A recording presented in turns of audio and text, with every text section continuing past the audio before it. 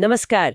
आज हम एक बहुत ही कह सकते हैं चौंकाने वाले क्या होता अगर सिनेरियो पर बात करने वाले हैं। ये एक फैन फिक्शन से है। नाम है टाइम स्टोन यात्रा। टोनी और स्ट्रेंज की कहा था।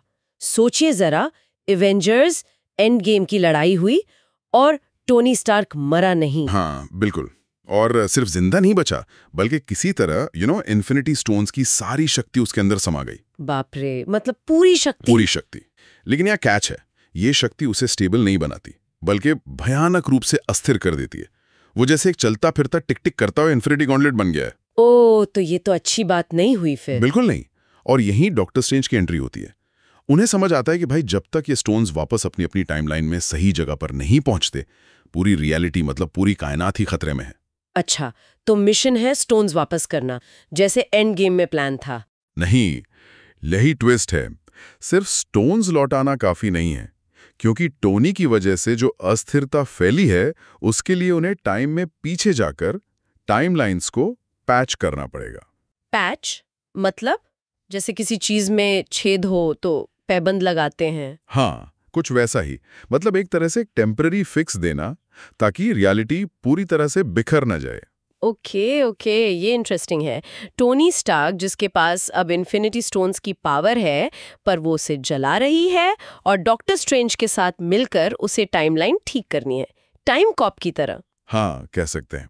तो चलिए देखते हैं ये सफर उन्हें कहाँ ले जाता है। ये पैचिंग आखिर है क्या चीज? हाँ हाँ, बताइए। तो वो अलग अलग टाइम और जगहों पर ट्रैवल करते हैं। पहला पड़ाव आता है 2012 न्यूयॉर्क की लड़ाई के टाइम, जहाँ हल्क वगैरह थे। वही। वहां वो टाइम स्टोन के लिए एंशिएंट वन से मिलते हैं।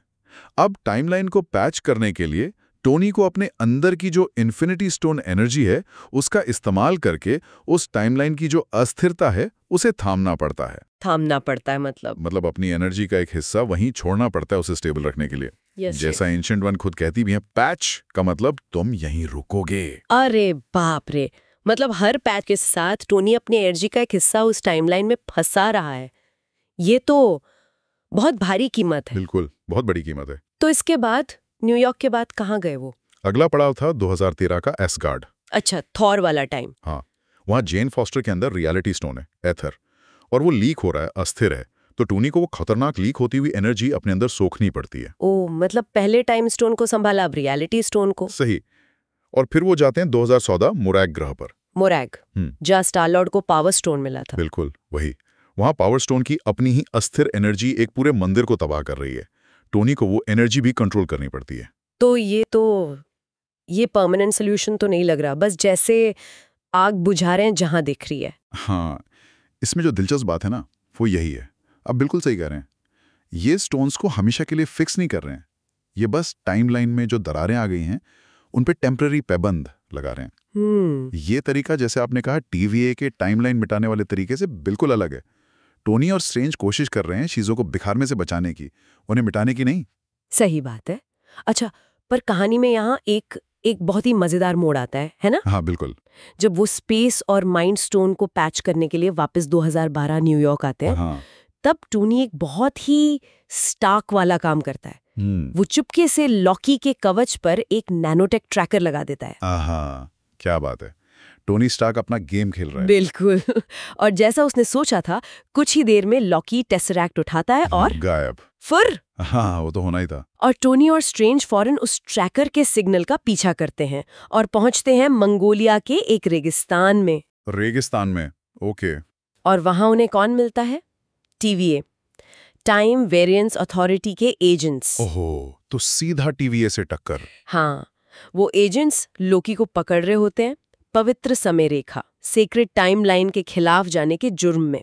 अब यहाँ मुश्किल हो गई, क्योंकि स्ट्रेंज उन्हें समझाता है कि देखो भाई, अगर तुम लोकी को यहाँ से ले गए तो हमने जो पैच लगाए हैं वो टूट जाएंगे, रियलिटी फिर से खतरे में पड़ जाएगी। लेकिन टीवीए वाले कहाँ मानने वाले हैं? बिल्कुल नहीं, वो तो अपने रूल्स फॉलो कर रहे थे। उन्होंने साफ मना कर दिया। तब आता है असली हीरो मोमेंट। टोनी स्टार्क आगे बढ़ता है और कहता है, मेरे पास अब इस जुरिस्डिक्शन का लाइसेंस है दोस्त। हाँ, टोनी का स्वैग।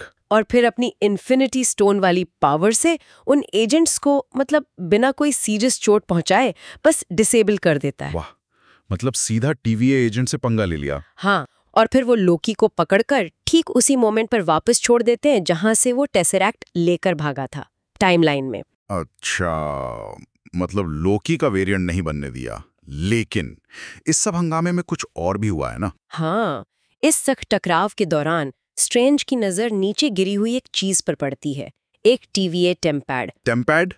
वो डिवाइस जिससे वो टाइम डोर्स खोलते हैं? वही। और टोनी स्टार्क है वो तुरंत फैसला करता है क्या? कि अब ये पैचिंग वैचिंग बहुत हो गई।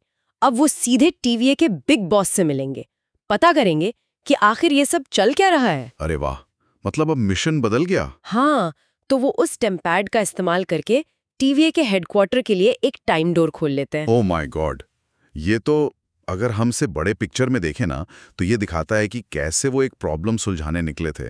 इन्फिनिटी स्टोन्स की अस्थिरता और अनजाने में एक और बहुत बड़ी रहस्यमयी ताकत TVA से टकरा गए हैं। बिल्कुल, उनका मिशन अब सिर्फ रियलिटी बचाना नहीं रहा, अब वो टाइम के कंट्रोलर्स से भिड़ने जा रहे हैं। ये तो बहुत बड़ा क्लिफ हैंगर हो गया।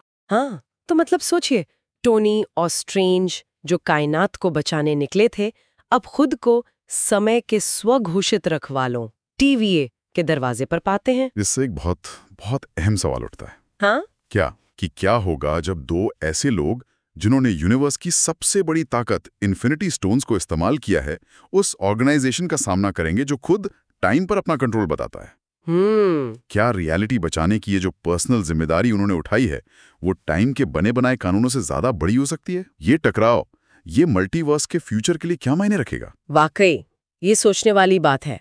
टोनी स्टार्क और डॉक्टर स्ट्रेंज वर्सेस TVA, इसके नतीजे क्या हो सकते हैं? खैर, इसी सवाल के साथ मुझे लगता है आज की हमारी ये गहरी चर्चा यहीं खत्म करनी चाहिए।